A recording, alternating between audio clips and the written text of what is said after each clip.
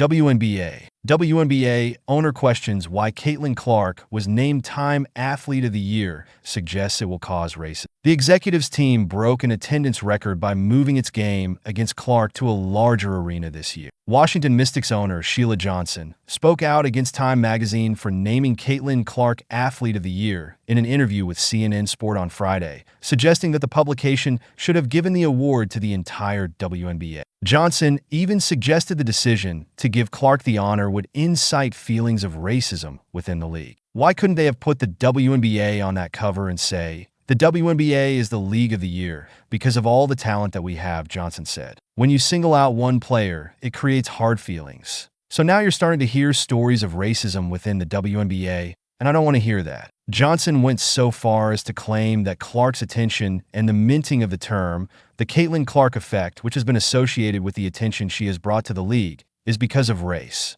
"It's the way media plays out race," Johnson said. "I feel really bad because I've seen so many players of color that are equally as talented, and they never got the recognition they should have." The owner also griped about the fact that Clark got a $28 million endorsement deal with Nike in April, which was the richest sponsorship contract for a women's basketball player. They would like to get the same kind of recognition. "It all started with the whole Nike sponsorship that Caitlin got," Johnson said. "There are other players saying, 'What about us?'" Johnson is the vice chairman of Monumental Sports and Entertainment, which also owns the NBA's Washington Wizards and NHL's Washington Capitals. Her Mystics directly capitalized on Clark's popularity to net historic ticket sales at the end of the regular season this year. The Mystics season finale against Clark's Indiana Fever was moved from the Mystics' home venue, the Entertainment and Sports Arena, with just 4,200 seats, to the Wizards' venue, the Capital One Arena, which has a maximum capacity of 20,356 for basketball games.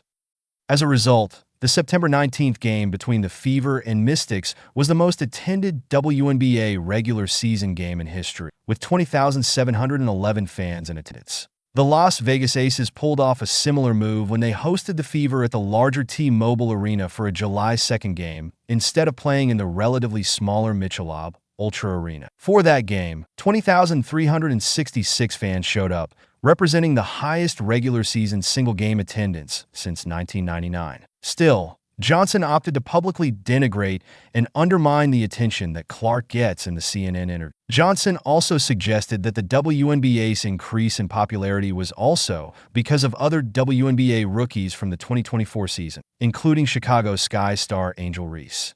"It has taken the WNBA almost 28 to get to the point where we are now, and this year something clicked with the WNBA, and it's because of the draft of the players that came in. It's not just Caitlin Clark, it's Reese," Johnson said. "We have so much talent out there that's so unrecognized, and I don't think we can just pin it on one player." Johnson's Mystics did actually play a game against Reese's Sky at Capital One Arena this year, as well, on June 6. However, that game only fetched 10,000 attendees, fewer than half the number at the game that featured Clark at the end of the season. Johnson, the first black woman to have a stake in 3 professional sports teams, is just one of many figures in sports and media to cite race for Clark's popularity in a negative light. WNBA MVP Aya Wilson has said Clark being white was a huge thing when it came to the rookie's popularity. In May, The View host Sunny Hostin said during an episode of that show that Clark's popularity was due, in part, to white privilege.